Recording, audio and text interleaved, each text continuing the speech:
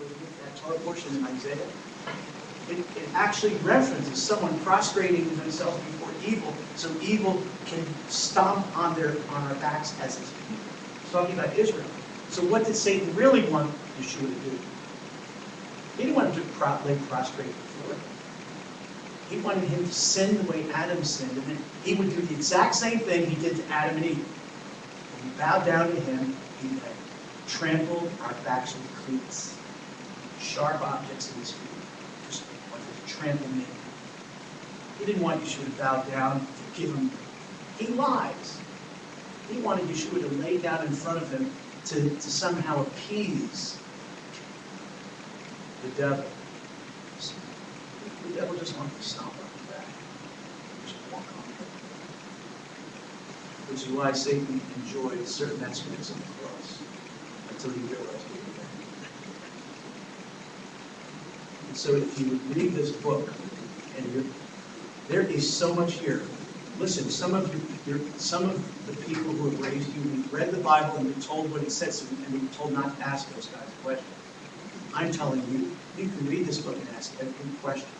But make sure you find your answers in the book. In the adult class, I taught some of the same stuff on people yesterday. And I made this comment during the class. I said, all right, look, take out a pen. I want you to, there's only one book I'm going to recommend, one commentary. It's the best commentary on the Bible than any commentary in history. If you're going to buy one commentary, buy this commentary. Everybody in the room, rustling paper, you know, people in the room, they're all taking out a piece of paper and pencil, and they all got their paper and pencil out. Okay, ready?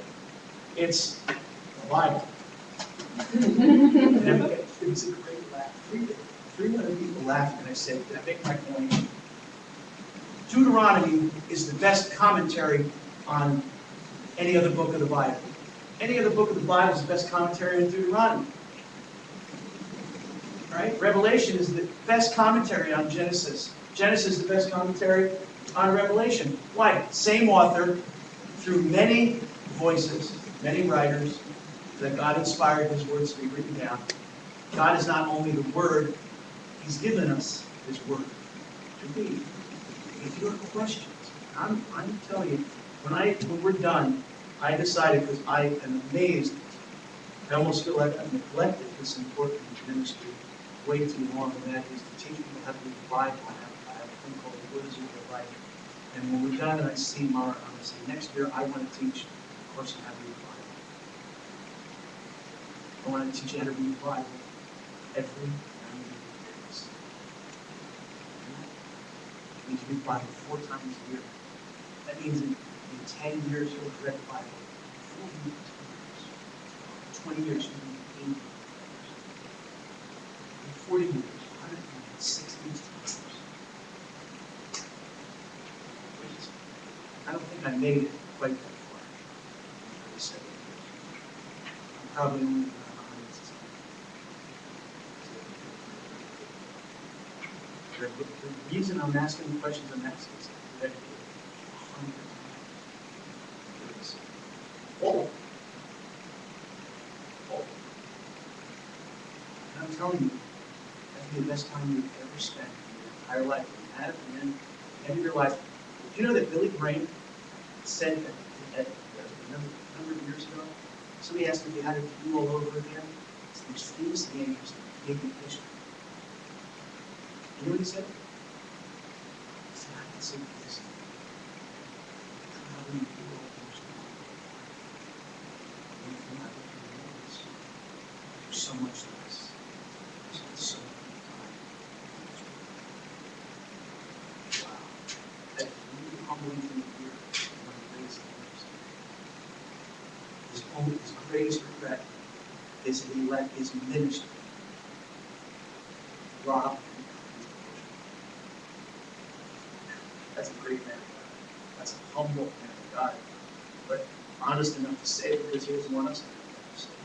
And so when your questions about the Bible are all from the people who share it, or from philosophers, or from science, or from skeptics, they're not the best kind of questions. And if you haven't read the 10 minutes a day. The questions aren't going to come from you. They're only going to come from skeptics. Those aren't the best questions. Questions from skeptics are great when you've been immersed in the Word. This is what Yeshua did in the wilderness. His questions came, his answers came because he is the Word. That's why he could speak in such specific terms and tell the devil what to look up, knowing the devil knew that he was saying, we don't take bribes. That's easy. So I want you to think about how precious this time is. You get very busy at college. You can get very busy. But don't be busy enough that you don't make time for a couple hours a day. And I promise you, if anybody wants to know, I'll show you how to read the Bible every night. It's really very simple. There's 12 sections, 12 bookmarks in your Bible. I'll show you what the sections are. You can call me on the phone or send me an email, I'll send you the material. And what you do is, instead of trying to read it from one end to the other, you put 12 bookmarks and you discipline yourself to read one chapter in each of your 12 bookmarks. Those 12 chapters a day equals about 90, reading the Bible in 90, every 90 days. Proverbs is a section, that's a little bit of an exception. There's only 31 chapters in that. You just read Proverbs 12 times a year. How many times a year Proverbs? I think I probably average only 8 times.